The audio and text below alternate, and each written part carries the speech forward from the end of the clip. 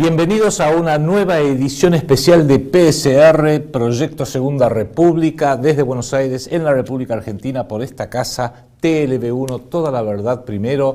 Hoy es lunes 21 de mayo del 2017 y estamos haciendo este programa un poco fuera de lo que es la programación regular semanal del Proyecto Segunda República, porque se va a referir a un tema muy puntual, muy específico, en el cual va a ser bueno que evaluemos algunos conceptos y hagamos un poquito de memoria, que nos va a ayudar a entender esta crisis, este impacto que sufrió la República Argentina cuando nos enteramos que otra vez estamos con el Fondo Monetario Internacional. Sopa otra vez. Pensábamos que nunca iba a regresar, pero sí, volvió, y aunque a muchos les sorprendió, van a ver de que esto era todo bastante previsible. Pero empecemos con un par de despachos. Pediría si el director técnico me puede poner, por favor, el primer despacho del diario Clarín, del 13 de mayo del 2018, cuando estábamos en plena crisis, tensión con el dólar, vencen LEBAC, que son las letras del Banco Central, por 617 mil millones de pesos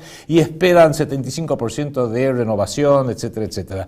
Ahí ese artículo decía: más del 60% de estos LEBAC, que son letras del Banco Central, están en manos de los bancos y del sector público. Sin embargo, hay dudas sobre lo que harán los fondos del exterior y los ahorristas particulares, que parecen más interesados en salir del país y atesorar dólares que en volcarse hacia tasas de interés superiores a 40%. Y ahí nos llenaron de un montón de guarismos que son una barbaridad: 40% de tasa de interés, etcétera, etcétera, etcétera, etcétera. Es largo el artículo, ni vale la pena.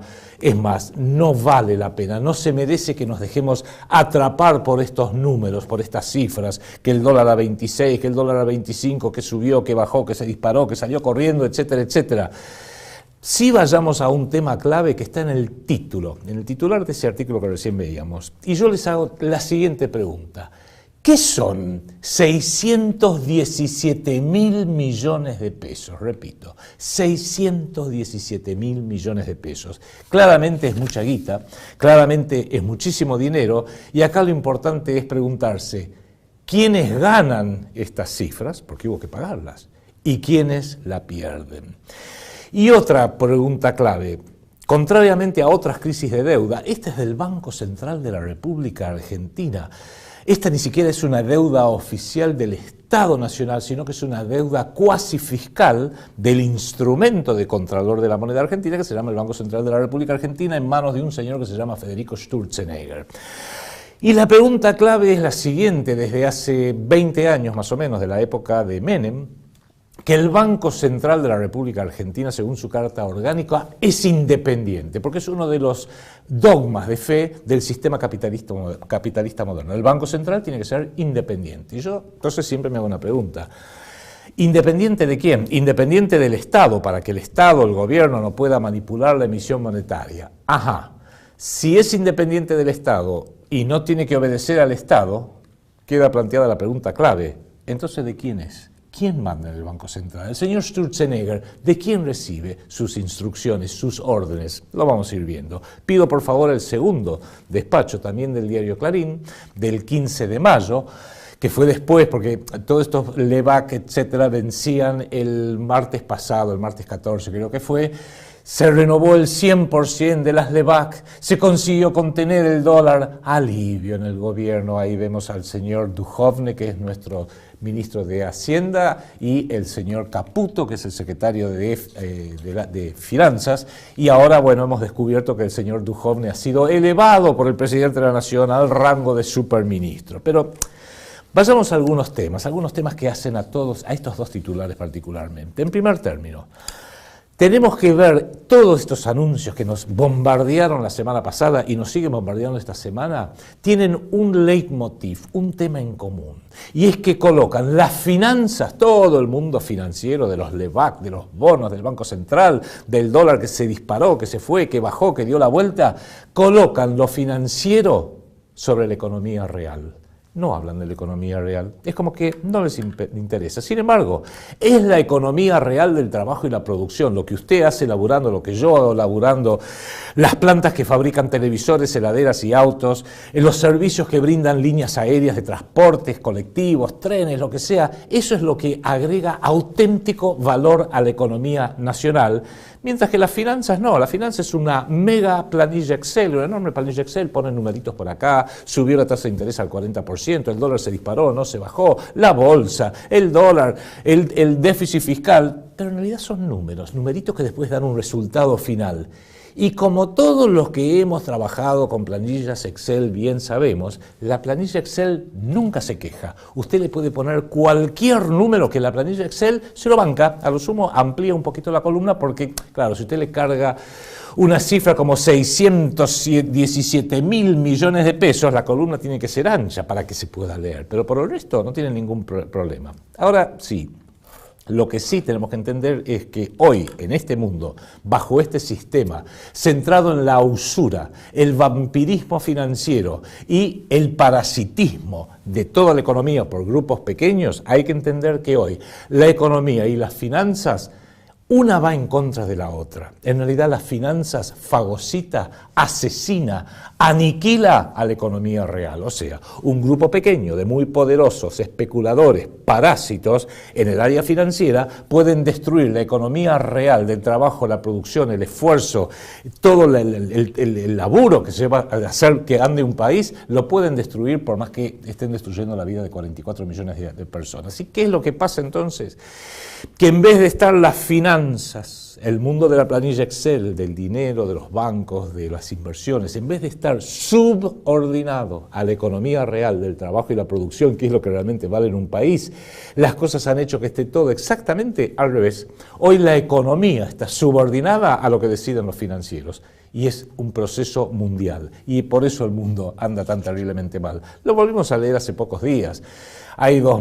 Cada vez hay más multibillonarios en todo el mundo, especialmente en Estados Unidos y en Europa, y cada vez hay más pobres. O sea, cada vez hay un grupo compacto de arriba, chiquitito, que se queda con toda la riqueza en detrimento de los de abajo, que cada vez hay más pobres. Nuestro país es un ejemplo.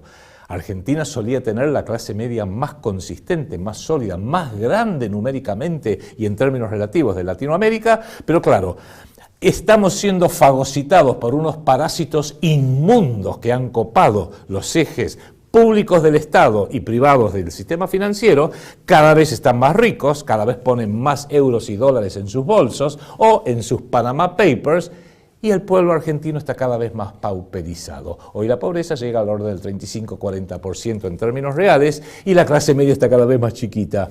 ¿Será casualidad esto o es parte de un sistema? Sigamos.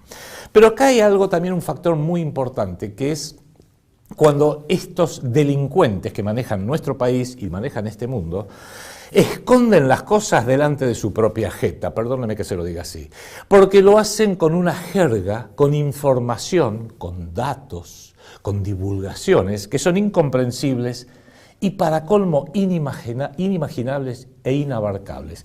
Vuelvo a esto que les estaba comentando recién de lo que pasó el martes pasado, el martes 14 de mayo. Los 617 mil millones de pesos de intereses de las LEBAC, las letras del Banco Central, que para mucho alivio del gobierno se renovaron en un 100%. ¿Por qué? Porque llevaron las tasas al 40%. Y yo le hago una pregunta, hagamos este ejercicio. ¿Cuántos son 617 mil millones de dólares? Si lo pasamos a dólares son más o menos, según el cambio, unos 30 mil millones de dólares. Ahora, le voy a explicar lo que quiero decir con esto de la complejidad ingenierizada para que nadie entienda nada. Si yo a usted le digo 10 pesos, usted sabe, acá en la Argentina, de qué se trata. Si le digo 100 pesos, usted dice, facturas, una docena de facturas, 100 pesos. 1.000 pesos, bueno, 1.000 pesos ya puedo ir a hacer una compra al supermercado de los chinos. 10.000 pesos, bueno, 10.000 pesos puedo hacer en parte la compra del mes y me queda dinero para el corte de pelo, recargar la SUBE y comprarle alguna ropa a los chicos. 100.000 pesos, un flor de salario mensual para los que tienen la suerte de ganarlo. 1.000.000 de pesos. ¡Epa! 1.000.000 de pesos ya un auto nuevo, 0 kilómetros, full, alta gama, perfecto. 10 millones de pesos. Opa, 10 millones de pesos ya me permite dejar de laburar en una de esas, poner mi propia empresa y con 10 millones de pesos, si lo manejo bien, con 10 millones de pesos tengo mi propia empresa, soy mi propio jefe. Pero sigamos, si yo le digo, ok, 100 millones de pesos, 1.000 millones de pesos, 10.000 millones de pesos, y le hago la pregunta clave, ¿qué diferencia hay entre 1.000 millones de pesos y 10.000 millones de pesos? Para el laburante común es inabarcable. Y si le pregunté, ¿qué diferencia hay entre 10.000 millones de pesos y 100.000 millones de pesos? Ahí a mí el cerebro se me pone en blanco. No puedo concebir qué diferencia hay entre 10.000 millones de pesos y 100.000 millones de pesos, simplemente porque las cifras son apabullantes. No las puedo concebir. De la misma forma que puedo concebir la diferencia entre 1.000 pesos y 10.000, eso me es fácil, lo puedo relacionar con mi vida, la diferencia entre 10.000 millones de pesos y 100.000 millones de pesos excede mi capacidad de imaginarla. Y ahí lo tenemos a Clarín, a La Nación, a Infobae, a todos los noticieros, hablándonos a todo el pueblo argentino de 617.000 millones de pesos, como si eso significara algo para alguno de nosotros, cuando saben perfectamente bien que no significa absolutamente nada. O sea, es la forma como nos van llevando de las narices, robándonos en la cara y siquiera nos damos cuenta. Le agregan a esto todo un conjunto de símbolos mayormente anónimos, tenga presente eso, símbolos que hablan de una anonimidad. El mercado está volátil, el dólar se disparó, no se estaba acá el dólar y de repente salió rajando. Las tasas de interés subieron del 30%, los LEBAC estaban al 30% y dieron 617.000 millones de pesos. El señor Sturzenegger los acaba de aumentar al 40%, con lo cual estos bonos que son anuales o se liquidan anualmente en las cifras del gobierno, ahora el año que viene en vez de 617.000 millones de pesos van a dar 800.000 millones de pesos, pero no importa porque qué diferencia hay, si no lo podemos siquiera concebir. LEBAC, letras del Banco Central, NOVAC, notas del Banco Central, bonos de deuda, bonos externos, Bonex, ¿se acuerda? Los bonos Brady, la bolsa subió o la bolsa colapsó, se desplomó. Y después, para explicarnos otras trampas, hace 19 años, 18 años, blindaje financiero, ¿se acuerda? Lo pasamos la semana pasada con el imbécil de la Rúa. Ahora ya no hablan de blindaje financiero, dijeron, ¿qué buzón le puedo vender a Soraya? Ya sé, colchón financiero, que fue lo que dijo el señor Duhovne y el señor Caputo la semana pasada. Y por supuesto, como uno dice, bueno, pero ¿y qué hay que hacer para salir de esto? Plan Primavera, como nos dijo una vez Raúl Alfonsín, el plan la convertibilidad, ese fue el otro gran invento. Vuelven los inversores, quédense tranquilos, vuelven los inversores porque se habían ido porque ganaban más guita del otro lado, pero ahora parece que hicimos algo bueno, está Macri, ojos azules, vuelven los inversores, no vuelven. ¿Qué tenemos que hacer para que vuelvan? Y para que vuelvan, en primer lugar, tenemos que saber y decirle a los inversores, mire que la culpa no es mía de Macri, es del gobierno anterior, un desajuste de cuentas fenomenal.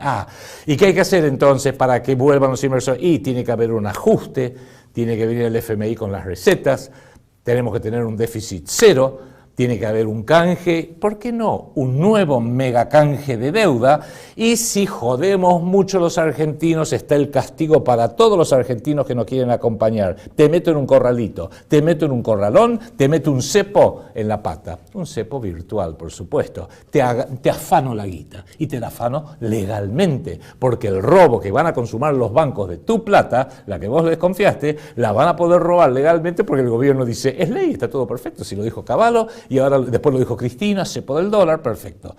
Recuerde todo esto y recuerde que en esta anonimidad de que el dólar se disparó, que las tasas de interés, siempre hay apellidos detrás de todo esto. Algunos fueron notorios en su momento porque no los podían esconder.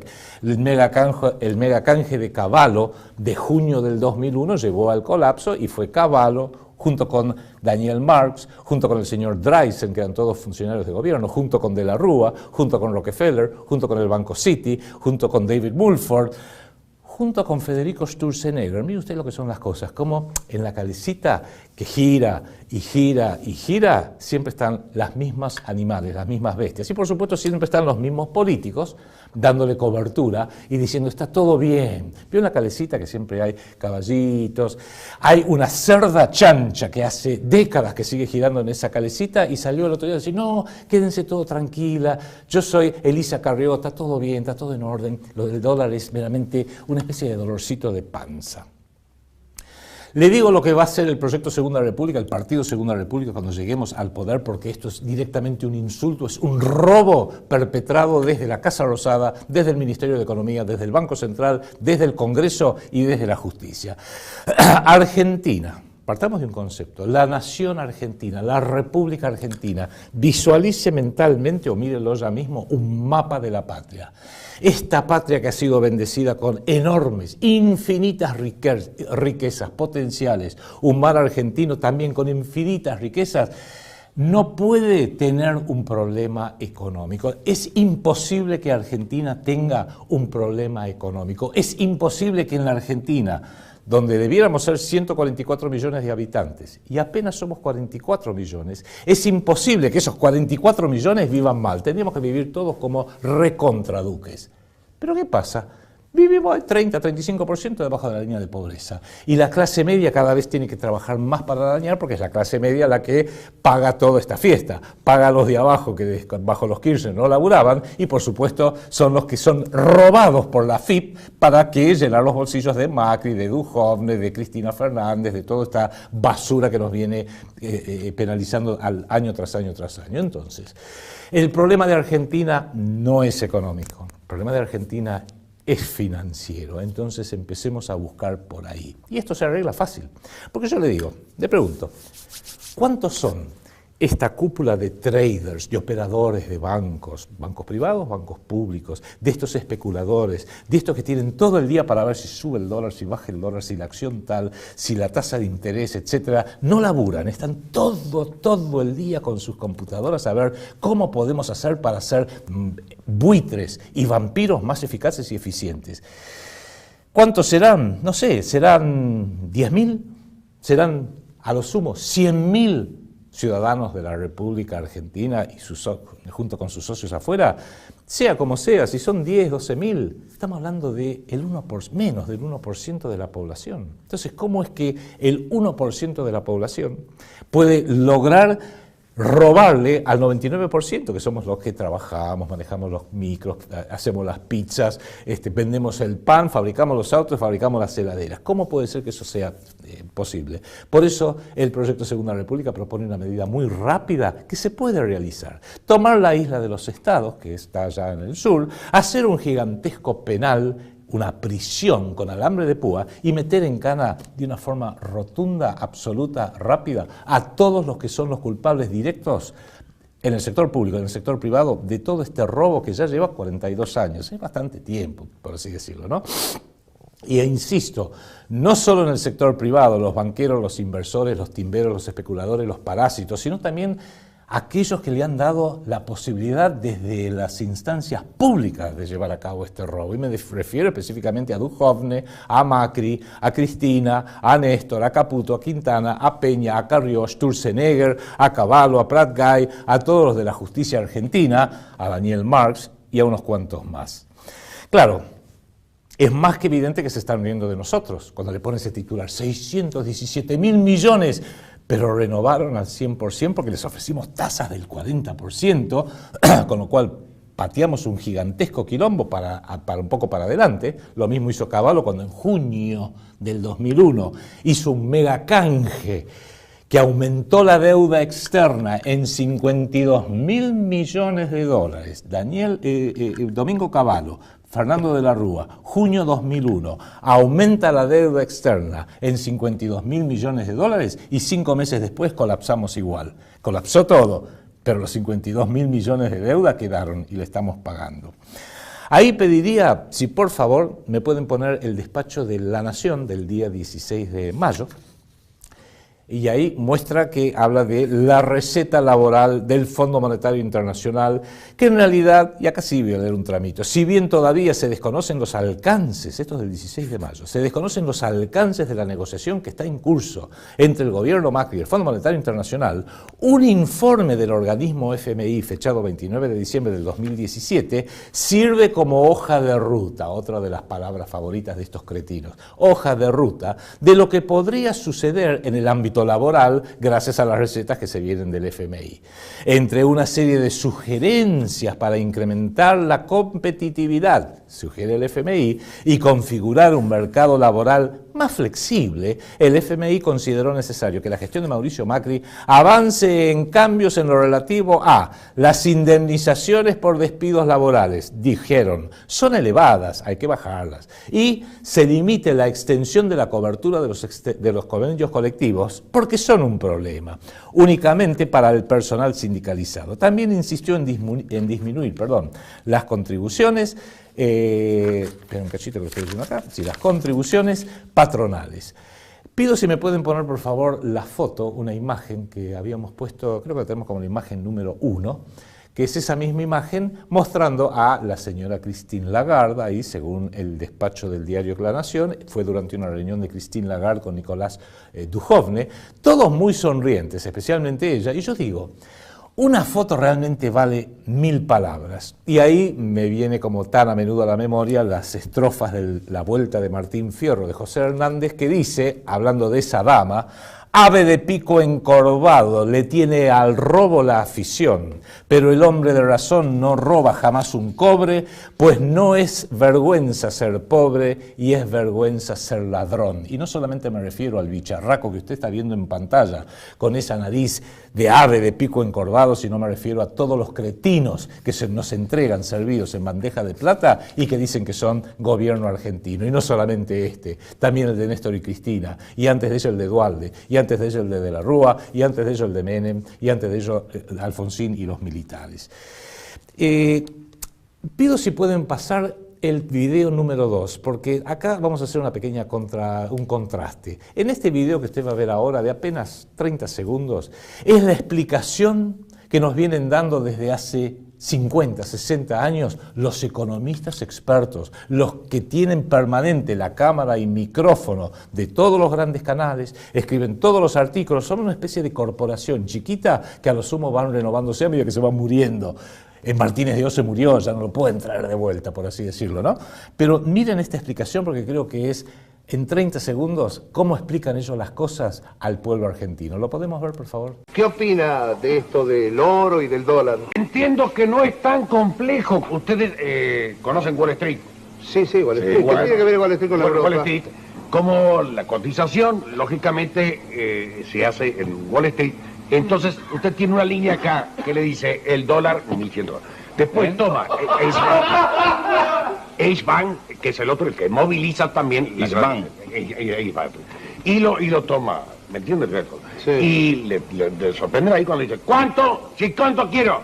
Baja, sube. Eso le hacen, no sé si han estado ahí. Bueno, el simpático humor de hace más de 50 años de Fidel Pintos no cambió nada en Argentina. Es mucho más coherente la explicación que dio Fidel Pintos hace 50 años que las que después nos dieron Juan Vital Surril, Domingo Cavallo, el cretino actual Duhovne, todos. Dicen básicamente lo mismo, pero no da ganas de reírse.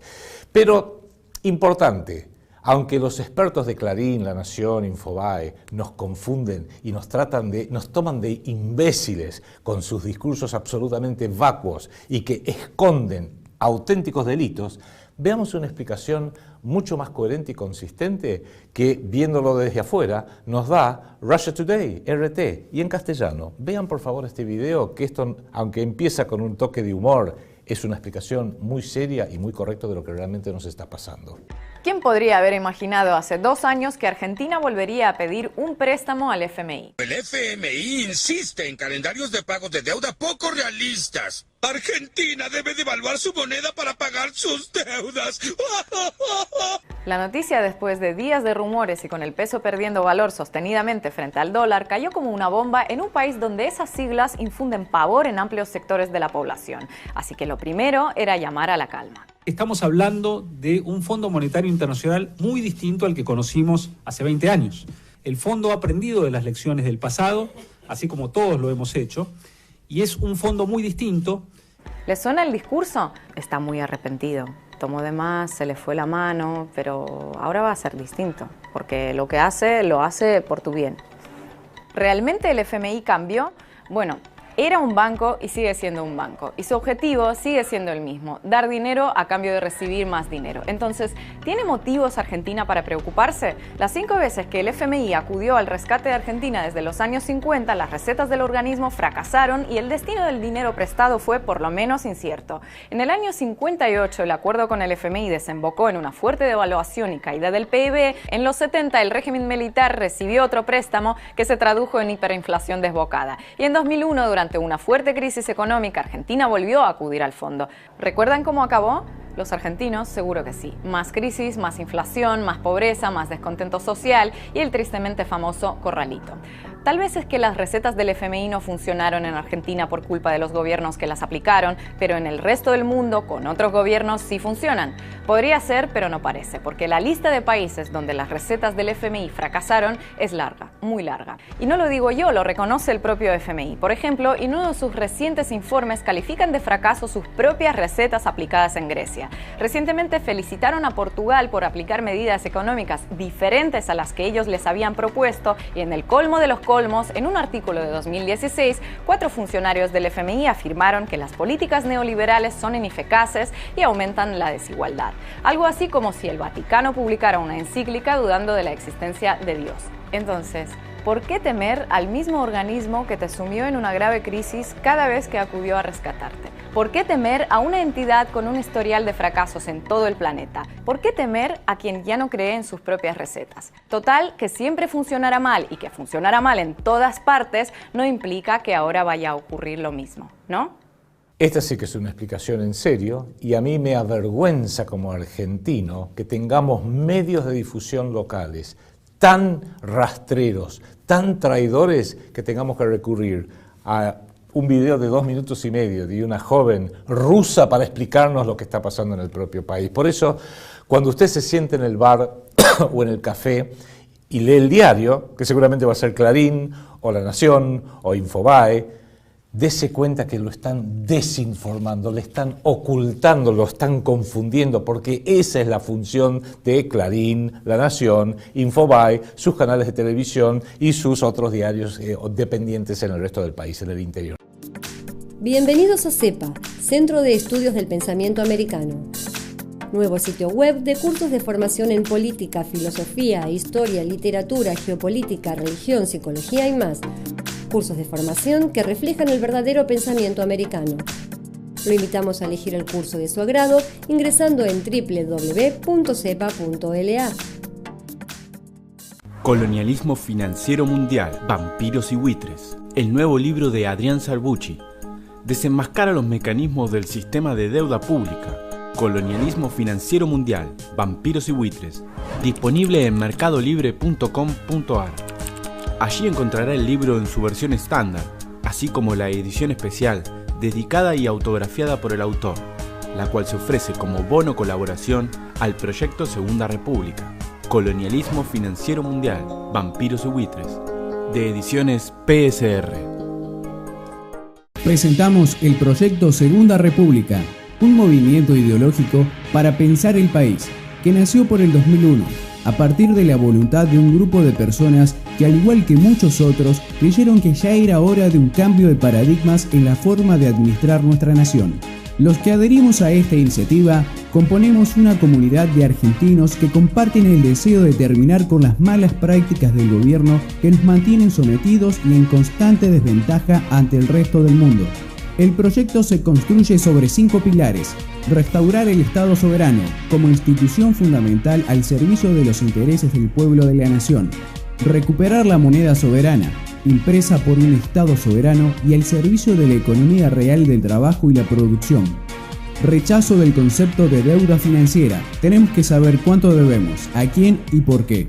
Las deudas legítimas las vamos a abordar, las dudosas las vamos a investigar y las ilegítimas las vamos a repudiar. liberación de las instituciones republicanas de su dependencia del dinero, para que cualquier ciudadano competente tenga voz y voto en todos los niveles de la administración del Estado, recuperar los valores éticos y morales, porque la política debe estar subordinada a los valores culturales y éticos propios de la nación argentina. Proyecto Segunda República, una idea cuyo tiempo ha llegado. Conoce más de esta propuesta en www.proyectosegundarepublica.com. Busca en Facebook la página oficial del PSR, los videos semanales en el canal de YouTube del canal TLB1 y las páginas regionales del PSR para contactarte con personas de tu provincia.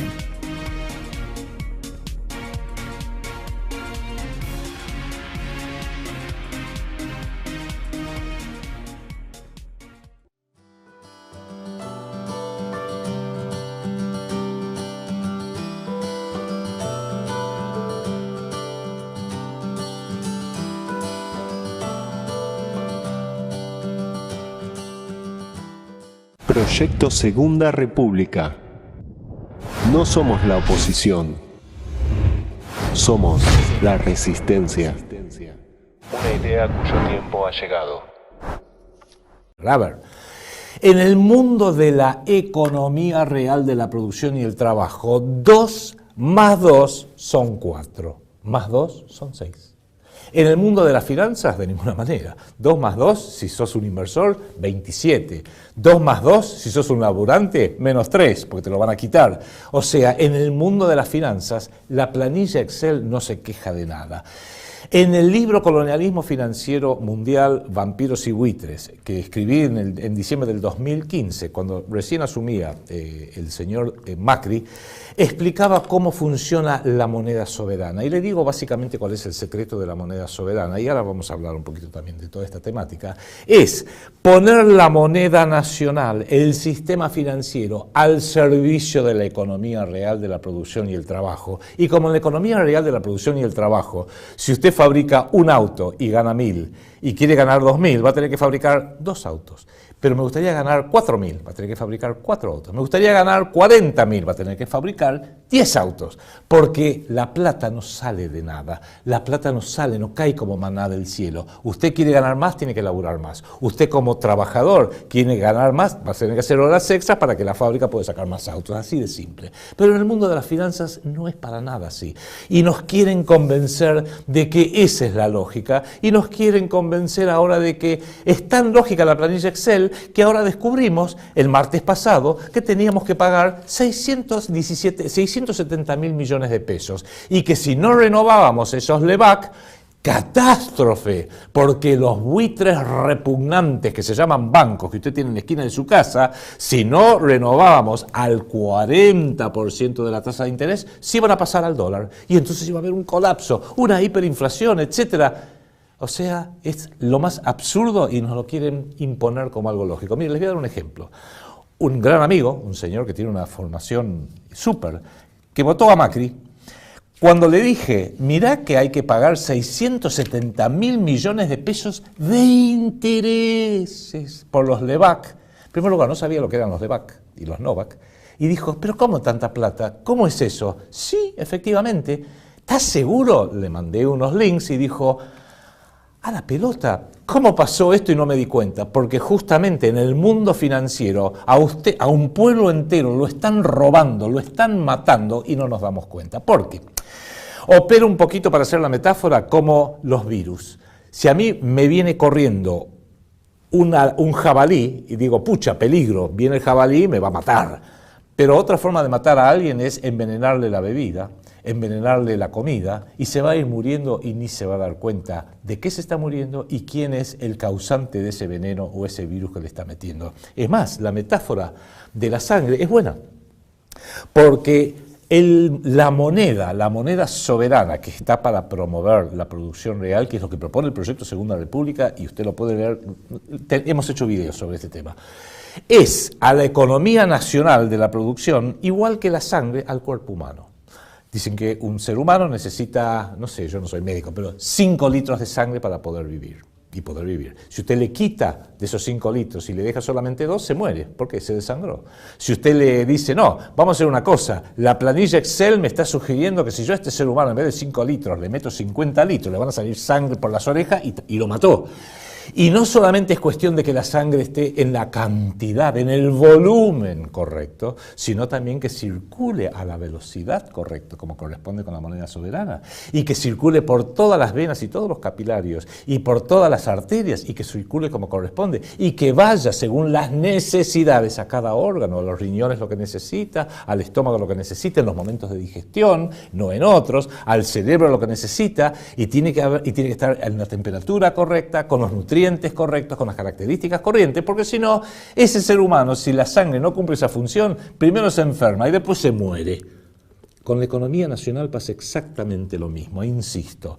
La moneda soberana es a la economía del trabajo y la producción, igual que la sangre al cuerpo humano. Hoy estamos desangrados, nuestra sangre está envenenada, estamos absolutamente agónicos porque alguien en alguna parte, pregúntese quién y pregúntese dónde, nos está envenenando. Hechas estas aclaraciones, hay que saberlo, porque vuelvo a mi amigo ingeniero que dice 670 millones de pesos, yo le dije, está bien, no te asustes, si te hablo de la deuda externa te vas a caer directamente de trasero, porque estos son 33.000 millones de pesos, pero la deuda externa nuestra es de 400.000 millones de dólares.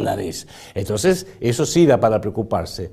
Le dije, la pregunta que hay que hacerse es, salimos de la crisis, zafamos tan bien que ahora Macri elevó a Duhovne al cargo de superministro, igual que hizo Menem con Cavallo en su momento, el superministro de Economía, porque es el que salvó las cosas, pero esos 670.000 o 617.000 millones de pesos, no me interesa porque ya la cifra es tan ridícula que es absolutamente inabordable e incomprensible. Esos 617.000 millones de pesos de intereses usurarios, ¿de dónde van a salir?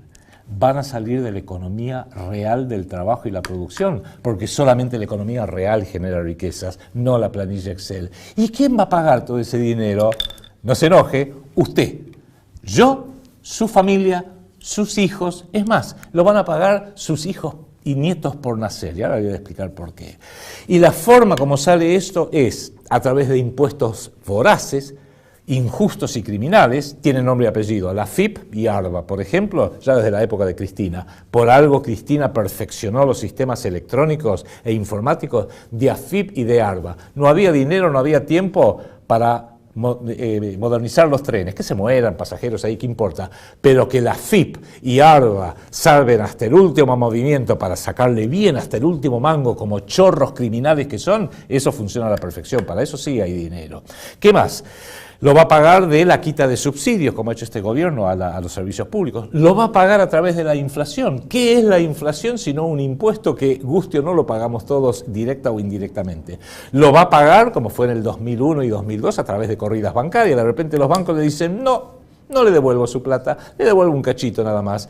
Y yo ahorré en dólares, no, por más que el presidente dijo, Duhalde, el que puso dólares recibirá dólares, y el que puso peso recibirá peso, minga los dólares, porque era tan ignorante, y lo sigue siendo Eduardo Duhalde, que no entendió que esa masa de dólares que reclamaban los prestamistas, los que habían puesto, los ahorristas, perdón, el dinero en los bancos, nunca existieron en la República Argentina. Esa cantidad de dólares que desaparecieron del sistema bancario eran anotaciones en la planilla Excel, a lo sumo aparecían en la pantalla de la computadora, pero los dólares nunca existieron. Y los que sí existieron, los bancos, HSBC, Banco City, BBVA, Banco de Santander, Banco Patagonia, los pusieron en camiones de caudales y los mandaron en 6 y se los llevaron para afuera.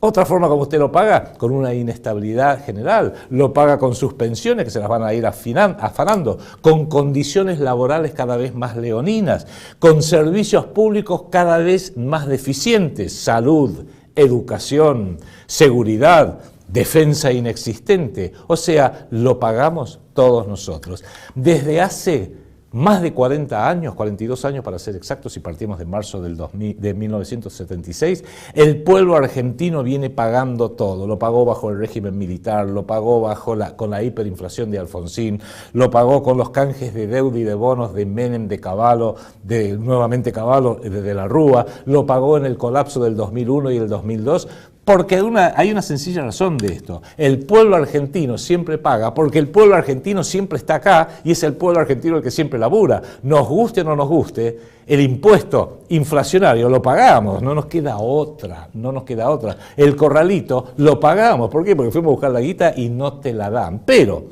ellos, sin embargo, este grupo pequeño de criminales que ha usurpado la Argentina hasta el día de hoy, desde hace 40 años, ellos tocan y se van. Ven, son inversores, ven una buena oportunidad, vienen, como hizo George Soros, después se van. El propio Soros, voy a decir una única mala palabra, un reverendo hijo de puta que bajo el gobierno de Menem entró, compró empresas, tocó y cuando había que irse se fue rajando y él mismo dijo, la década que estuve en la Argentina me permitió ganar $500 millones a George Soros. ¿De dónde se cree que usted que salió toda esa plata? La pagó usted y la pagué yo.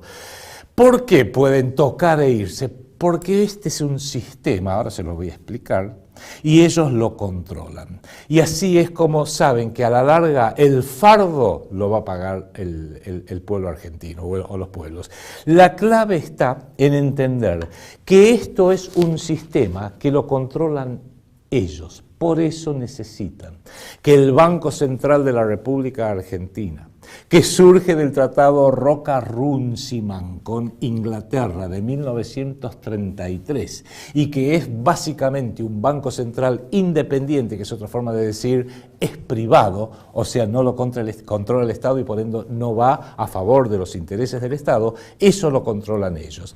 Y si quiere realmente ventilar su bronca contra los operadores directos, y les doy los nombres y apellidos porque están en el sitio del Banco Central, sus presidentes que han sido la cara visible, Sturzenegger hoy, Alfonso Prat-Gay hasta hace unos años, Martín Redrado, Pérez Redrado, Piñanelli, que hoy se hace el bonito con el grupo de Labaña y de Sergio Massa, Mario Blecher, operador de Domingo Cavallo, Pedro Pou, Javier González Fraga, que estuvo 2 veces, y por supuesto el inefable Domingo Felipe Cavallo, que como presidente del Banco Central, bajo el gobierno militar, en 1982, nacionalizó la deuda de Bulgeroni, la deuda de Soldati y la deuda de Macri. Porque Macri dijo, che, yo tengo una deuda acá. Bueno, listo, le dijo Domingo Cavallo, la tome el Estado, vos, Franco Macri, y tu nene Mauricio quedan libres de esa deuda y lo va a pagar el pueblo argentino. Si total, la bolsa es un agujero negro, el de la deuda externa, no hay problema, el pueblo argentino ni se va a dar cuenta que está pagando la deuda de Franco y de Mauricio Macri. Pero dale que va. Y acá sí les quiero explicar con un pequeño gráfico, que el que lo quiera me manda un correo electrónico a arsalbucci@gmail.com y voy a pedirle también a la muchachada técnica nuestra a ver si lo puede colocar en el sitio del Proyecto Segunda República, www.proyectosegundarepublica.com.ar, que es el siguiente, y le pido por favor al señor director si lo puede poner en pantalla. Ahí está. Son un par de placas. En primer término, hay que entender que yo lo llamo el cuadro del sistema del colapso argentino, porque es un sistema y abarca 42 años, 1976 a hoy. En primer término, un sistema quiere decir que alguien lo ha diseñado. Y si alguien lo ha diseñado, quiere decir que un sistema es previsible, es cíclico y, lo más importante, es controlable por alguien en alguna parte. Por supuesto, se esconde detrás del vocablo de la libertad de mercado, opera por izquierda y por derecha. Ahí pediría si me pueden poner por un segundito nada más esta placa que habíamos puesto de Adam Smith. Hacemos una pequeña interrupción. Ahí está. Adam Smith, el inventor del sistema capitalista, dijo: los ladrones de guante blanco harán funcionar el capitalismo. Le hace Duhovne, le hace Cavallo, le hace toda esta lacra. No podemos decir que ellos lo están haciendo funcionar, así que lo vamos a llamar la mano invisible regulará los mercados. Entonces nos dicen que los mercados suben, bajan, oferta, demanda, pero en definitiva tienen nombre y apellido y son estas instituciones como Goldman Sachs, Banco de Santander, HSBC, BBVA, Banco Francés, Banco City, etcétera, etcétera, etcétera. Y por supuesto Fondo Monetario Internacional. Segundo, este sistema de colapso argentino, volvemos a ponerla, ahí está, tiene una metodología, que son las manipulaciones financieras y monetarias para crear sucesivamente, según sus conveniencias, inflación, gigantescas y crecientes deudas públicas y, por supuesto, el consabido déficit fiscal, que es que hace que el gobierno siempre gaste más de lo que recauda o lo que le ingresa como recurso genuino. Y muy importante, este sistema requiere el encumbramiento de sus gobernantes preferidos. Los vamos a llamar por lo que son, los empleados, los CEOs que manejan un país, notablemente en la presidencia de la nación, le hace la Casa Rosada, en el Ministerio de Economía, donde hoy tenemos un superministro en la figura del señor Nicolás Duhovne, en la Secretaría de Hacienda, el señor Nicolás Caputo, y en el Banco Central de la República Argentina. Para que este sistema funcione, tiene que estar avalado por la gran prensa, léase Clarín, La Nación, Infobae en nuestro país, por un ejército de economistas expertos, que son los que siempre dicen hagamos esto porque si no nos caemos del mundo, etcétera, etcétera, etcétera, y la cosa sigue. Pero acá viene la parte interesante. Como es un sistema, tiene un ciclo. Yo he descubierto que el ciclo promedio del auge y colapso del ciclo financiero argentino dura un promedio de 14 años. Y ese ciclo, cada vez que da una vuelta, tiene una etapa A y una etapa B. La etapa A es de crecimiento espurio, apoyado en la estabilidad ficticia del sistema financiero. Y ahí va generando gigantescas ganancias para unos pocos, ganancias que quedan en un sector privado de operadores muy poderosos, sean multinacionales, sean exportadores de granos, sean grandes bancos, sean grandes especuladores, parásitos, buitres financieros de lo peor. Acumula, a medida que se van quedando con grandes, gigantescas ganancias, van acumulando pérdidas también gigantescas, pero se las queda el sector público. Se llama deuda externa, se llama deuda interna, se llama el DEVAC del Banco Central. ¿Y qué es lo que hace? Este proceso, esta etapa A, es lenta. O sea, lo importante es que vaya generando este proceso lento y que hacer que el sistema aguante, que no explote y que aguante lo más posible. O sea, en pocas palabras, va privatizando las ganancias. Son procesos que estos sí duran un par de años, duran muchos años. Menem lo hizo durar como 10, 11 años. Pero después entramos en la etapa B, que es la segunda parte de cada ciclo, y es el del colapso, porque en determinado momento es como el croupier, vio cuando va al casino, que dice, uno tira, va a hacer las apuestas, se toman las apuestas, hasta que en determinado momento dice, no va más, ¡tac!, y espera a ver dónde cae la ficha. Ya está, ya no va más. Esto así, evidentemente, va a colapsar, va a explotar. Entonces, para que el colapso afecte solamente a los trabajadores, quienes controlan el sistema hacen que esa explosión venidera y previsible, hasta generada por ellos ya saben cuándo va a ser y a tiempo se rajan. Como George Soros, yo de acá me rajo. Pero mira que me manda bien, no, pero yo sé que esto va a explotar. ¿Quién sube de la rúa, mamita querida? ¿De la rúa va a manejar este quilombo? Me voy. Y se fue y no lo afectó para nada. Es más, en el gran colapso del 2001-2002, ningún banco argentino cayó. Solamente uno, me acuerdo, que era el Scotiabank de Canadá, que había comprado el banco de Quilmes, agarró y dijo, me voy. Pero no perdieron un sope. Sin embargo, el pueblo argentino quebramos, perdimos viviendas, perdimos salud, perdimos ahorros, perdimos todo, perdimos jubilaciones, pero ¿qué le importa uno eso? Por eso, el colapso, que es la etapa B, tiene que ser rápido, rapidísimo, para tomar a todo el mundo por sorpresa. Todo, sálvese quien pueda. Está por caer el banco, hay que ir, saca la guita, hace esto, compra dólares, no, vendé, tan, chim, pum, nos ponen a todos al borde de un ataque de nervios y ellos miran descostillándose de la risa, porque ellos ya sabían esto y ya salieron a tiempo. Pero, de la misma forma que la etapa A privatiza las ganancias, la etapa B socializa las pérdidas. De eso algo sabemos. Insisto, la duración de este ciclo es de 14 años. Y les voy a mostrar con los 3 ejemplos de los 3 ciclos que hemos vivido. Yo tengo 65 años, estos 3 los viví personalmente. Vamos, por favor, a lo que dice ciclo 1, que es la siguiente. Ahí está. El ciclo 1... del año 76 al año 83, bajo el régimen cívico-militar, que fue la etapa A, la que permitió privatizar las ganancias. Estaba la tablita del dólar. ¿Qué era la tablita del dólar? Mientras que el peso era débil y seguía teniendo una alta inflación, la tablita garantizaba un dólar barato y previsible. Entonces, ¿qué hacían estos HDP? Entraban con $1 millón, los pasaban a pesos. En pesos las tasas de interés eran del 20, 30, 40, 50, 70%, eran años de 200% de inflación por año. Capaz que las tasas de interés eran del 100%.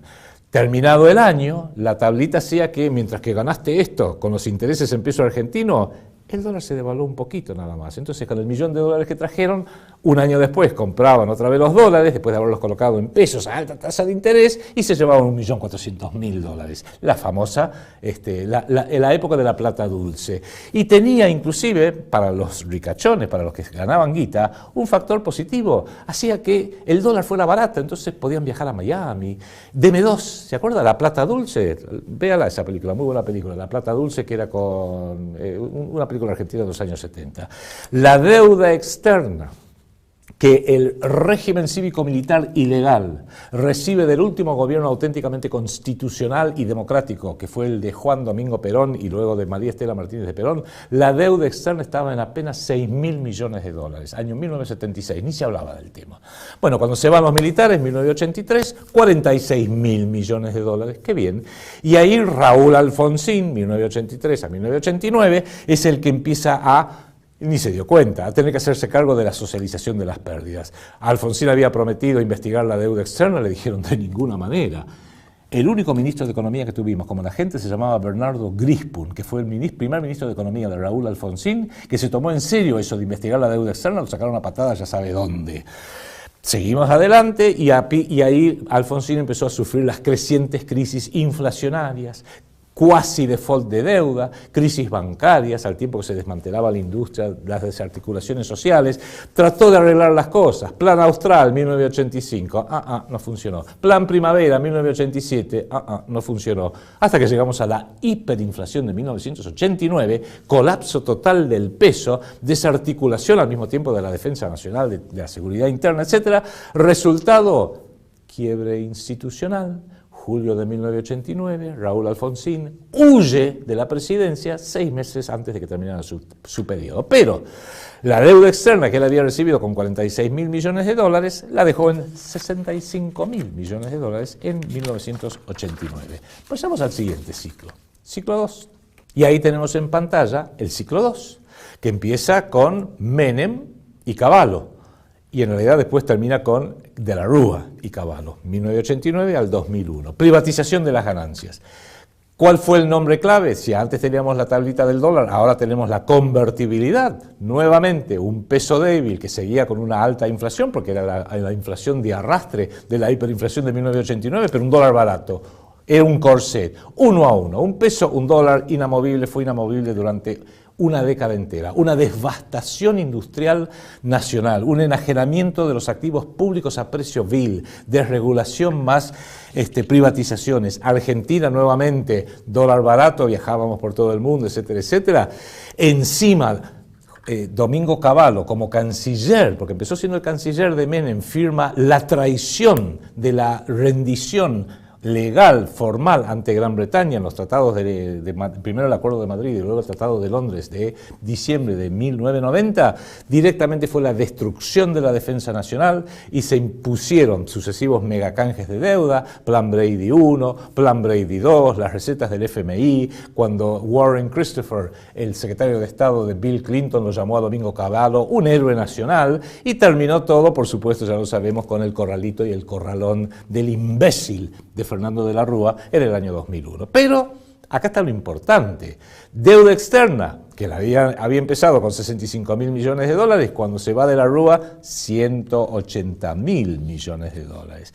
Y ahí pasamos, 2001 al 2003, nuevamente a lo que es la socialización de las pérdidas, porque todas esas ganancias privatizadas, cuando éramos del primer mundo, con el presidente, Carlitos Menem, ahora había que socializar las pérdidas. ¿Cómo se socializaron las pérdidas? Ahí lo tienen en pantalla.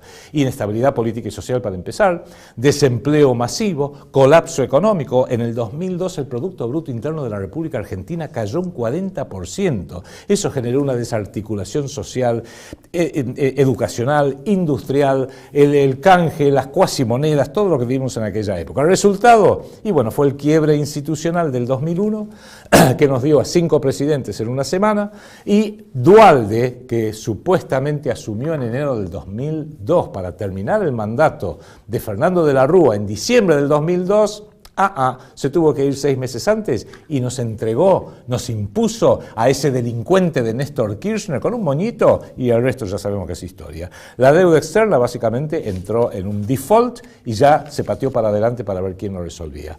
El ciclo 1 que les describí hace unos instantes duró 13 años. Este ciclo 2 que empieza con Menem y termina con Duhalde duró 14 años. Pasemos ahora, por favor, al ciclo 3, que es lo que estamos viviendo ahora. Empieza con Néstor y Cristina, o con Néstor Kirchner en realidad, en el 2003 y termina en 2015, o sea, 12 años, la primera parte, en la etapa A, está mal ahí en pantalla, en realidad es la etapa A, empieza en el 2013, dura unos 12 años, y es el modelo K. Nuevamente, peso débil, dólar barato. Alta inflación, pero el dólar barato. Cuando Néstor asume en mayo del 2003, el dólar estaba más o menos a 3 pesos. 12 años y medio después, mire cuánto pudieron mantener el dólar barato. El dólar estaba a 9 pesos. Uno diría, de 3 se fue a 9. Sí, está bien. Hubo una devaluación del 200% en el valor del dólar a lo largo de los 12 años y medio de Néstor y Cristina Kirchner. Pero la inflación acumulada fue del 1000%. Y seguían con la misma jugarreta.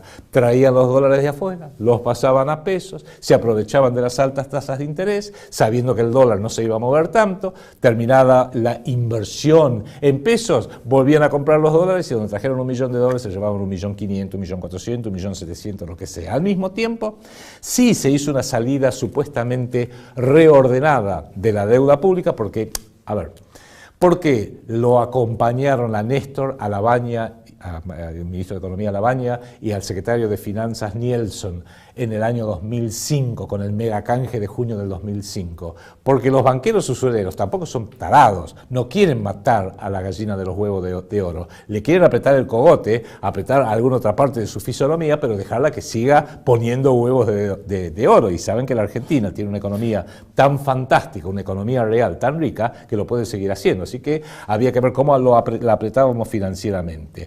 Siguió el desmantelamiento industrial, el deterioro político y social bajo Néstor y Cristina, la administración y la institucionalización de la pobreza para que ya la gente se hiciera la idea de que naciste pobre, vas a ser pobre por generaciones enteras, la reducción numérica de la clase media y todo en manos de una reducida clase privilegiada que en este caso encima se mandaba la parte de ser de izquierda y de ser progre. O sea, los bolsos gigantescos de Néstor, de De Vido, de López, de todos estos chorros, Schiavi, Jaime, las madres de Plaza de Mayo, Nilda Garret, todo lo que se robaron estos delincuentes, Bonafini y todos sus amigos, porque sabemos que se robaron el dinero suyo y mío. Al mismo tiempo, lo que decíamos hace unos instantes, una voracidad impositiva que tiene nombre y apellido, AFIP y ARBA. O sea, entendámoslo. La AFIP, la Agencia Federal de Ingresos Públicos, y ARBA, que es su contrapartida en la provincia de Buenos Aires, y sus contrapartidas en las 24 jurisdicciones, la función que cumplen es operar como agentes de retención del producto del trabajador argentino, obligándole a pagar impuestos leoninos para que esos ingresos el Estado los use para seguir pagando la deuda externa o para afanárselos directamente. Pero tampoco sirvió esto. Esto fue la privatización de las ganancias. En determinado momento la cosa se puso muy crítica y allá por el año 2012 Cristina tuvo que imponer el cepo del dólar. Después del corralito y del corralón nos viene el cepo. Fíjense que estas cosas son siempre en contra del pueblo, nunca a favor, y nunca son en contra de los mega especuladores o las mega corporaciones, sino a favor de ellos también. Nos pusieron el cepo y Cristina Kirchner salió en 2 oportunidades, una de ellas fue en septiembre del 2012, para decir por televisión: Néstor y yo hemos sido pagadores seriales. ¿Pagadores seriales de qué? Y del producto del trabajador argentino. ¿A quién? Y a todos los megabuitres. Quizás no los buitres más repugnantes como Brodsky y Paul Singer, pero sí a los buitres como Goldman Sachs, Banco de Santander, BBVA, Bank of America, los bancos de siempre, ¿no? El Chase, etcétera, etcétera, el JP Morgan Chase. Siguió la destrucción de las Fuerzas Armadas, tenemos una total indefensión territorial e inseguridad interna, cada vez peor, pero lo importante, la deuda externa que ellos habían recibido habían refinanciado por allá por junio del 2005 en 194.000 millones de dólares, sube a 220.000 millones de dólares, y ni hablaban de un invento del kirchnerismo, que fue la deuda cuasi fiscal del Banco Central de la República Argentina, conocidos como los bonos Lebac y Novak, letras del Banco Central, notas del Banco Central. Llegamos al 2015, ya había mucha privatización de ganancias por parte de Barrick Gold, gracias a Cristina, por parte de las grandes corporaciones, les entregamos YPF, le entregamos Vaca Muerta a Chevron, llenos de guita, cada vez más llenos de guita. Bueno, entramos en la etapa B, a ver cómo socializamos las pérdidas. Y ahí aparece Mauricio Macri. Doble trampa tenemos ahora, porque tenemos nuevamente un peso débil con inflación, no sé si se dio cuenta que hay un poquito de inflación, pero un dólar barato, y se volvieron locos la semana pasada cuando no lo pudieron mantener. Entonces dijeron, no, mantengamos el dólar barato, y están haciendo lo imposible para estabilizar el dólar, y la inflación que se vaya al diablo, si le están garantizando. El señor Sturzenegger, delincuente total, le acaba de garantizar a los que toman las Lebac que le va a pagar el 40% de tasa de interés. No hay economía que pueda resistir eso, pero no importa. Inflación descontrolada, disparada del dólar repentinamente, políticas leoninas a favor de los buitres, las multinacionales, los megabancos, más voracidad impositiva, nuevamente, endeudamiento vertiginoso y a largo plazo, porque el bono Duhovne del año pasado hubo un bono a 100 años. Esto es la inmoralidad más repulsiva. Están garantizando que ya endeudaron no solo a nuestros hijos, no solo a nuestros nietos, sino a los nietos de nuestros nietos, a los bisnietos de nuestros nietos. Hay que ser un malparido absoluto, un delincuente vil, repulsivo, como lo son Macri, lo era Cristina, como lo es Duhovne, Prat Gay y toda esta caterva de ladrones de Alibaba para endeudar a nuestros hijos no nacidos durante 100 años. Pero no hay problema, porque Macri está diciendo, hagamos una cosa, para que los chicos no tengan que pagar, volveme la cámara por favor, hagamos una cosa, para que los chicos estos no tengan que pagar el bono Duhovne dentro de 100 años, hagamos el aborto. No nacen los chicos no nacen, no tienen que pagar la deuda externa. Hay que ser un delincuente, un degenerado, como la basura que ocupa la Casa Rosada, ocupa los ministerios, ocupa nuestras áreas de gobierno. Y por supuesto, la cereza del postre, volvimos al FMI. Pero como recién vimos que decía en ese informe de RT, dijo Duhovne, pero este es otro FMI, este es buenito, no es el FMI de antes, es un FMI más lindo, más bonito. Institucionalización total de la pobreza, y hoy la deuda externa está en más de 400.000 millones de dólares.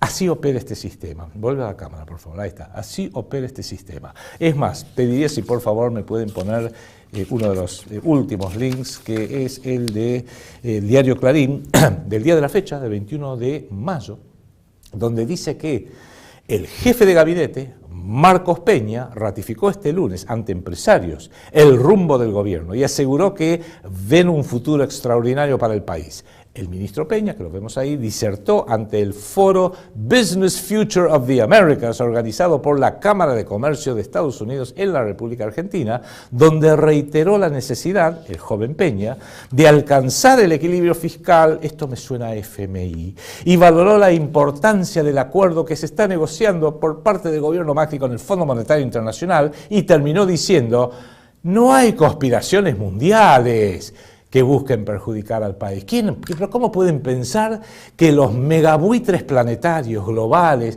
que Goldman Sachs, que Paul Singer, que el Fondo Monetario Internacional, que el Banco Mundial, quieren perjudicar a la Argentina? Si el Banco Mundial dice que querés un crédito, tenés que imponer el aborto, bueno, es un detalle mínimo, chiquito, ínfimo.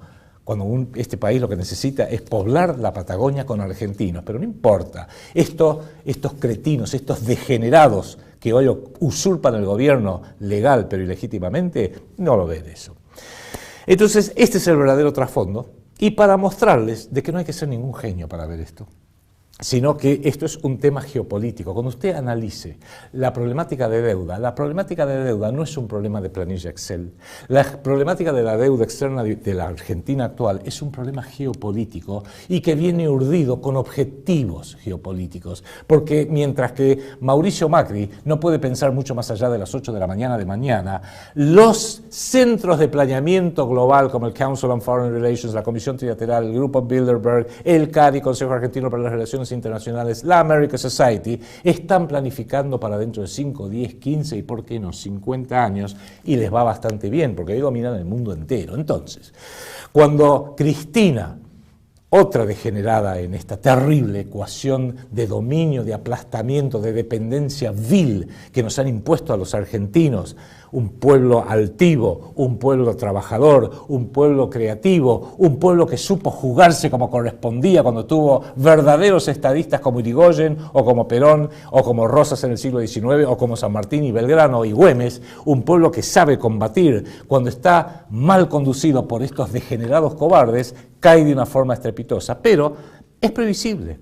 Y les voy a compartir con ustedes, y les pido que por favor lo miren con mucha atención. Es más, les pido, en la medida que si nos quieren ayudar al proyecto Segunda República, divulguen este programa, viralícenlo, como dicen hoy en día en las redes sociales, hagan que lo vea todo el mundo. Pues yo ahora les voy a mostrar un video, un tramo del programa que hicimos en esta casa TLV1, Toda la Verdad Primero, el 18 de junio del 2014, hace 4 años. 4 años. Le garantizo que acá no somos magos, acá no tenemos la bola de cristal, acá meramente vemos la ecuación geopolítica, diagnosticamos, proyectamos hacia el futuro y decimos, en este rumbo que vamos, colapsamos y la Argentina se muere y a corto plazo. Vean, por favor, este tramo del informe del Bloque Nacional, Proyecto Segunda República, 18 de junio del 2014. Ponga atención, por favor. ¿Por qué no lo investiga? Es lo que el pueblo argentino viene clamando a gritos, aunque no lo entiende, y es que le quiten estas esposas, le quiten este peso de encima, que es una deuda, que lo acaba, como vos bien decís, Enrique, lo acaba de decir la Presidente, por cadena nacional, es una deuda fraudulenta. ¿Por qué paga usted entonces un fraude con el dinero del trabajador argentino, con el dinero nuestro, en vez de aplicar el dinero a la salud, a la seguridad, a los maestros, a la vivienda, a combatir la pobreza? Usted se lo paga al Club de París, se lo paga a Goldman Sachs, se lo paga a Citicorp y se lo pagó al FMI como hizo su bendito esposo. Y otro tema más, es verdad que el mega canje Domingo Cavallo, Fernando de la Rúa, de junio del año 2001, fue el mayor fraude financiero que ha sufrido la Argentina. Pero hubo un segundo megacanje que la señora Presidente ha olvidado mencionar, que es el de junio del 2005, que lo hicieron Néstor Kirchner y Roberto Lavagna. Néstor Carlos Kirchner firmó y dijo, cualquier problema lo vamos a pelear en Nueva York. Entonces, lo que hoy le pasa a la Argentina, lo que ya le pasó el año pasado con la Fragata Libertad, y lo que nos está pasando hoy, que el destino argentino, del pueblo argentino, quede en manos de un juez yanqui y de una Corte Suprema yanqui, la culpa es de los Kirchner, porque en junio del 2005 podrían haber revertido a la jurisdicción argentina, de manera que esa fantochada de andar poniendo la bandera norteamericana con los fondos buitres como si fuera un problema de Estados Unidos en contra nuestro, no, la culpa es suya, Cristina, y de su ex esposo, que fue el presidente de la nación en ese momento, que permitió que se siga, nuestro destino sigue siendo decidido en los tribunales de Nueva York y en la Corte Suprema de Estados Unidos en Washington.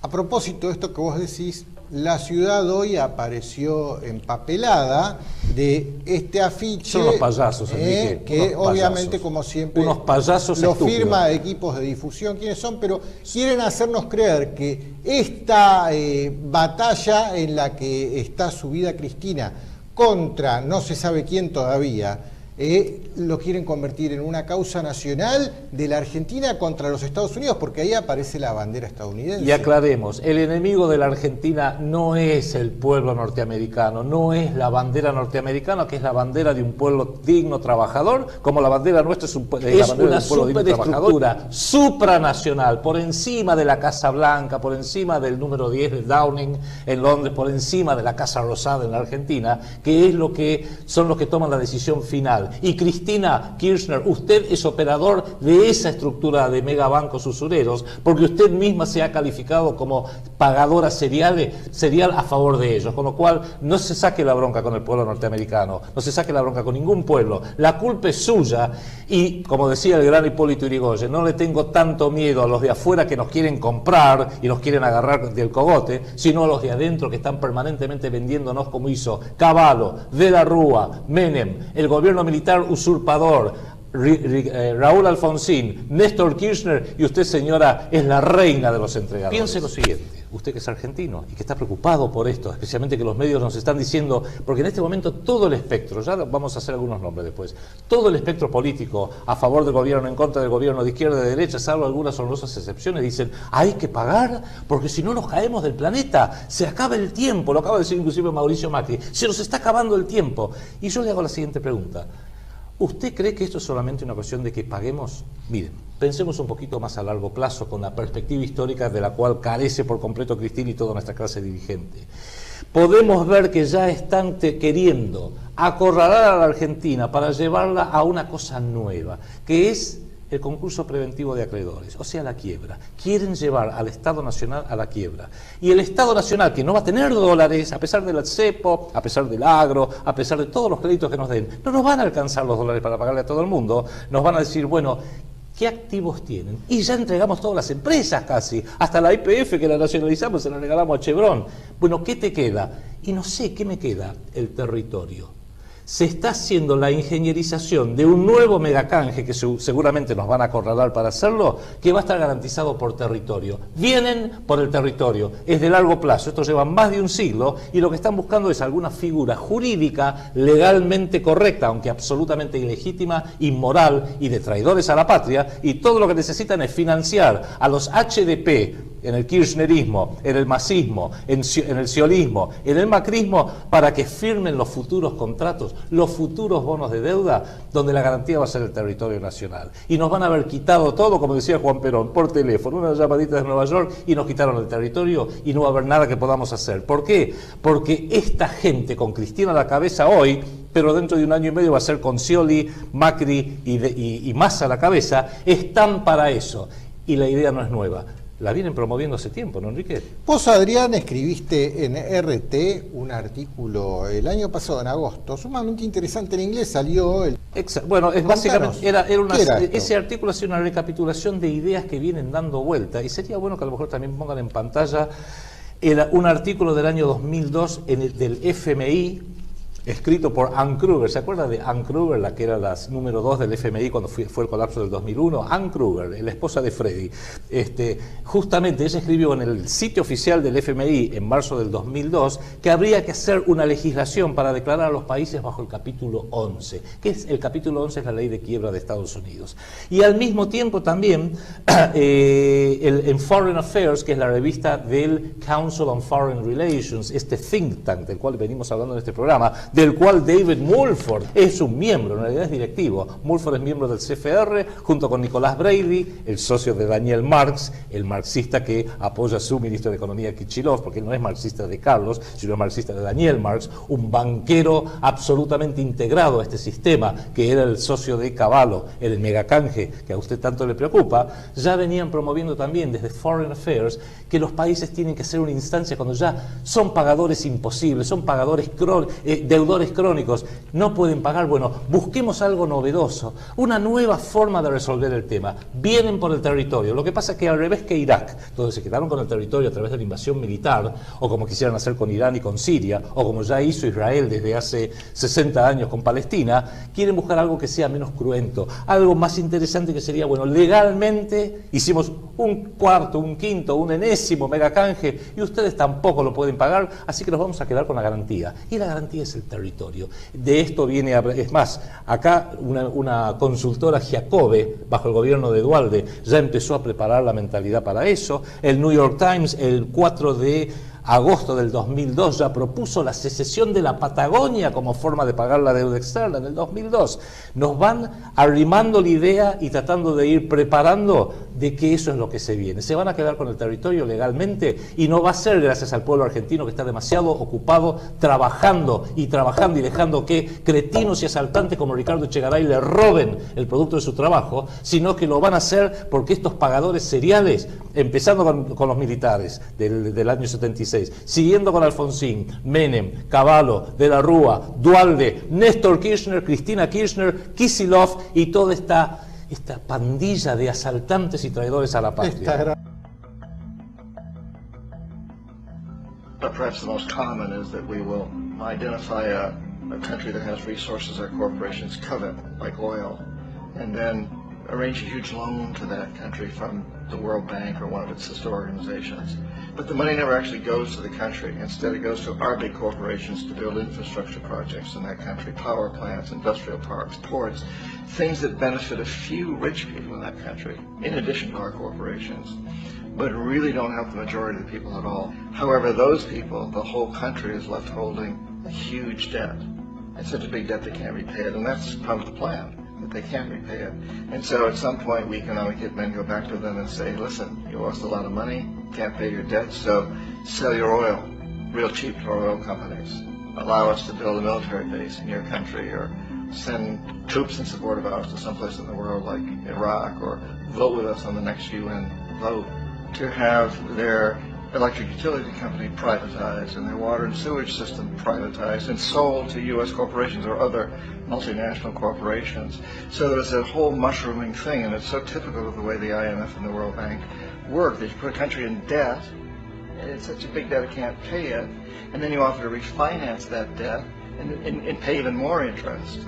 And you demand this quid pro quo, which you call a conditionality or good governance, which means basically that they've got to sell off their resources, including many of their social services, their utility companies, their school systems sometimes, their penal systems, their insurance systems, to foreign corporations. So it's a double, triple, quadruple whammy.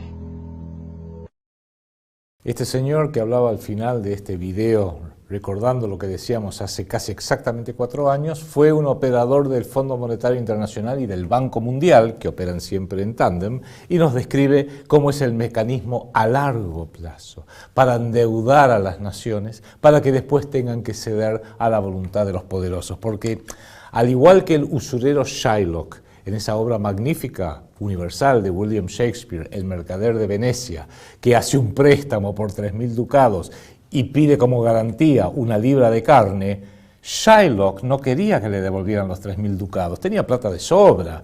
Shylock lo que quería era la libra de carne. En el caso nuestro, la libra de carne son los recursos naturales y es muy especialmente el territorio nacional. Le pido al director técnico si por favor puede poner un instante en pantalla el link del New York Times, que es del 27 de agosto del 2002. Estamos hablando de plena crisis argentina, estábamos al borde del colapso. Es un artículo escrito por un periodista, Larry Rotter, que luego escribiría algunos trabajos más, donde dice: algunos en la Argentina ven la secesión territorial como la respuesta a el peligro económico. Estábamos en pleno default de deuda, y después el artículo lo que dice es que se podría resolver esto si la Patagonia se independiza del resto de Argentina y después la Patagonia pacta algunos acuerdos con nuestras simpáticas empresas para la explotación de los recursos, etcétera, etcétera, etcétera, y chao, se acabó. Donde antes había una República Argentina, ahora va a haber una Republiqueta Argentina, más chiquita todavía, y la flamante República de Patagonia, que por supuesto la van a reconocer las Naciones Unidas, etcétera. Si puede volver la cámara, por favor. Las Naciones Unidas y todas las grandes naciones, Gran Bretaña y Estados Unidos a la cabeza, un plan que les había quedado trunco cuando quisieron, bajo la guerrilla marxista apátrida y subversiva, por allá por los años 74 y 75, hacer que declarara su independencia la República de Tucumán, totalmente en manos de Montoneros y de Lerp, iba a ser reconocido por Estados Unidos y hubiéramos tenido una flor de guerra civil en cielos. O sea, son planes que van tratando, si ve que no salen, esperan un momento y dijeron, acá tenemos otra oportunidad, y no vaya usted a creer que han archivado ese plan. Cerramos este programa mostrando el último enlace que pediría si por favor pueden poner en pantalla. Esto es algo que hicimos en diciembre del año pasado. Exigimos al gobierno de Macri declarar la emergencia territorial, especialmente en la Patagonia. Y hay una razón por la cual decíamos esto, y es un informe que está en nuestro sitio www.proyectosegundarepublica.com.ar, que nosotros lo llamamos los 12 ejes, elegimos 12, no al azar, pero porque quizás son los más importantes, los 12 ejes de ataque, como si fuera un enjambre en contra de la Argentina centrado en la Patagonia, el canje de deuda por territorio, los militares israelíes que pululan por toda la Patagonia argentina y chilena, disfrazados de mochileros, los mapuches truchos que el año pasado causaron un desastre en toda la zona de Patagonia, el Reino Unido presente y controlando el mar argentino e inclusive hundiendo el Ara San Juan, nuestro submarino, el 15 de noviembre del 2017 en el mar argentino frente a las costas de la Patagonia. No sé si le queda claro o no.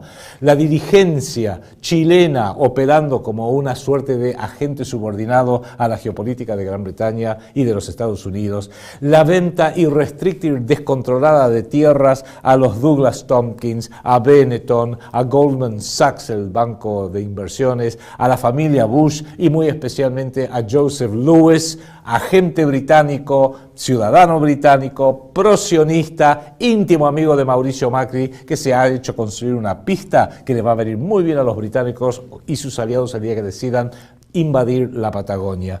Agreguémosle a esto las propuestas secesionistas, como acabamos de ver, que la dice el New York Times.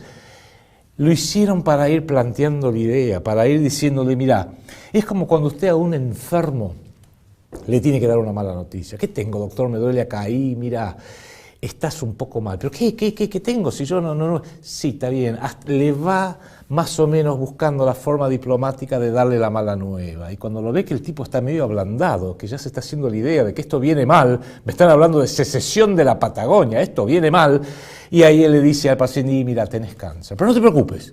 Bueno, quimioterapia, hay formas, te mandamos, la puedes hacer allá en el norte, lo que sea, pero ya lo van preparando para la mala noticia. Esas son la función de diarios como el New York Times, prepararte para la mala noticia. Tenías la Patagonia, pronto no la vas a tener más.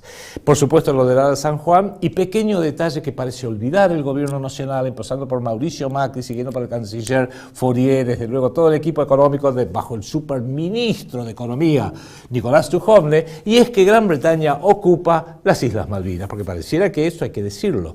Lo que pedimos, por favor, si con esto ya terminamos, es tomar conciencia que 2 más 2 son 4, más 2 son 6, más 2 son 8, más 2 son 10, más 2 son 12, y esto es la realidad. Por más que quiera falsearla el gobierno de turno, por más que la quiera meter en una planilla Excel que nos dice cualquier otra cosa, esta es la realidad. Por eso pido, por favor, si pueden volver a poner el último link. Nosotros pedimos que por favor, aunque sea apoyen por una cuestión de una manifestación de, qué sé yo, de voluntad de defender el territorio nacional. Eso es algo que se hizo en change.org. Sume su firma a esto. Cada vez que usted suma su firma, el presidente Macri, por supuesto que no le dan 5 bolillas, Aguad, Peña, el joven Peña, jefe de gabinete, todos estos apátridas, todos estos traidores reciben un mail que por supuesto lo van a borrar o pasará a spam, pero por lo menos vamos demostrando de que hay una creciente voluntad consciente de lo que nos está pasando. Vuelva a la cámara, por favor, que nos estamos exigiendo que se declare la emergencia territorial, porque ahora ya están viniendo por el territorio nacional. No diga que no le avisamos. Ahí le mostramos recién un video donde hace 4 años le veníamos avisando lo que se está viniendo. Por favor, a los hombres de mi patria, a los uniformados, a toda la familia argentina, a los hombres especialmente, no lloremos mañana como mujeres lo que hoy no estamos sabiendo defender como hombres. Hasta la próxima. Proyecto Segunda República. No somos la oposición. Somos la resistencia. Una idea cuyo tiempo ha llegado.